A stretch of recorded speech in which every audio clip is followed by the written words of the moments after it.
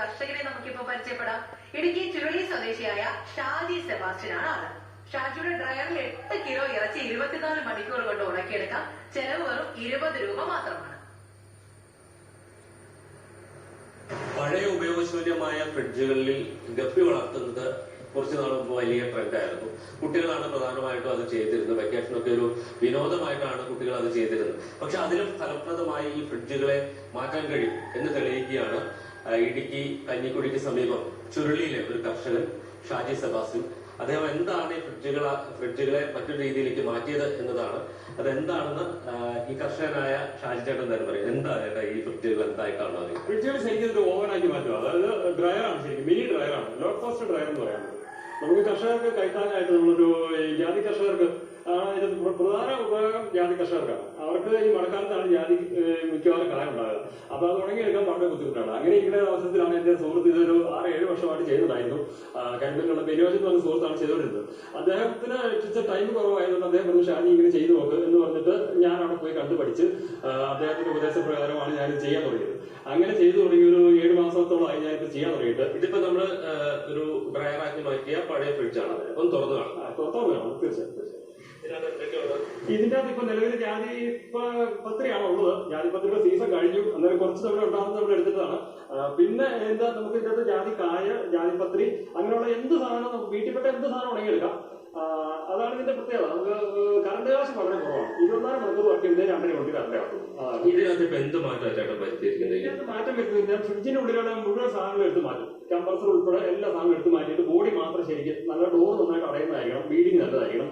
അടിയിൽ ഒത്തിരി തുരുമ്പ് പാടില്ല. അങ്ങനെയുള്ള ഫ്രിഡ്ജുകൾ നമ്മൾ അകത്ത് ചാനൽ അടിച്ചുകൊണ്ട് നമ്മൾ സെപ്പറേറ്റ് ആയിട്ട് വേറെ ഡിഷ്, വേറെ ട്രേ ഉണ്ടാക്കി വെക്കുക. എന്നിട്ട് അതിനകത്താണ് നമ്മൾ ഈ ജാതിപത്രി, കായും അങ്ങനെയെല്ലാം തേച്ച് വെക്കുന്നത്. ഇതിന്റെ ഈ ചൂട് ക്രമീകരിക്കാൻ അത് അറിയാനുള്ള സംവിധാനം കൂടി ഒരുക്കിയിട്ടുണ്ട്. ചൂട് ക്രമീകരിക്കുന്നത് 40 വാട്ട്സിന്റെ 4 ബൾബ് മാത്രമേ ഇതിനകത്തുള്ളൂ. പിന്നെ 2 ഫാൻ ഉണ്ട്. ഒരു ഫാൻ മേളിലും ഒരു ഫാൻ താഴെ. ആ താഴത്തെ ചൂട് മേളിലേക്കും മേളത്തെ ചൂട് താഴോട്ട് തള്ളിവിട്ട് 4 സൈഡിൽ റൊട്ടേറ്റ് ചെയ്യണം ചൂട്. എന്നിട്ട് പിന്നെ അതിനകത്ത് കൺട്രോൾ ഉണ്ട്. ഇതിനകത്ത് സെൻസർ ഉണ്ട് ഉള്ളിൽ. ഇത് തെർമോസ്റ്റാറ്റ് കൺട്രോളാണ്. ഇതിൻ്റെ അകത്താണ് നമ്മൾ ഹീറ്റ് കൺട്രോൾ ചെയ്യുന്നത്. നമുക്ക് എത്ര ഡിഗ്രി ചൂട് വേണം, നമുക്കൊരു 50 ഡിഗ്രി സെറ്റ് ചെയ്ത് കഴിഞ്ഞാൽ 50 ഡിഗ്രി കട്ട് ഓഫ് ആവും. പിന്നെ 40 ഡിഗ്രി ആകുമ്പോഴേ വീണ്ടും ഓണാക്കും.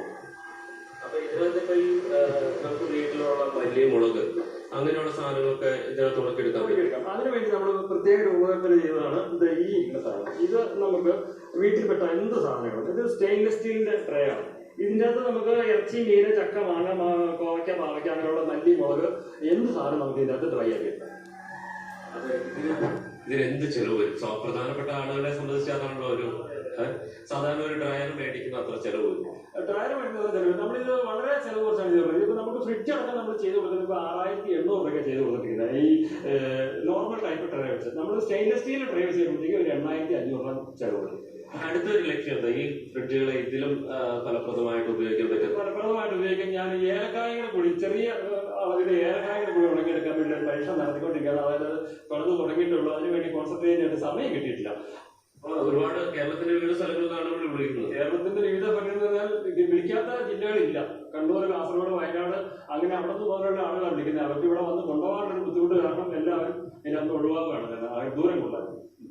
ആവശ്യമാണ് സൃഷ്ടിയുടെ മാതാവ് എന്ന് പറയും. കർഷകനായ ഷാജി ചേട്ടനെ സംബന്ധിച്ച് ഒരു ഡ്രയർ ഉണ്ടാക്കുക, അധികം ചെലവില്ലാതെ ഉണ്ടാക്കുക എന്നുള്ളത് അദ്ദേഹത്തിന്റെ ആവശ്യമായിരുന്നു.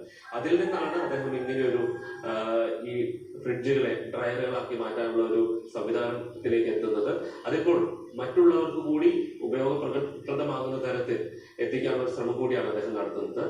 വീണു കാഞ്ഞിരപ്പള്ളിക്കൊപ്പം ജയനസ് രാജൻ, മാതൃഭൂമി.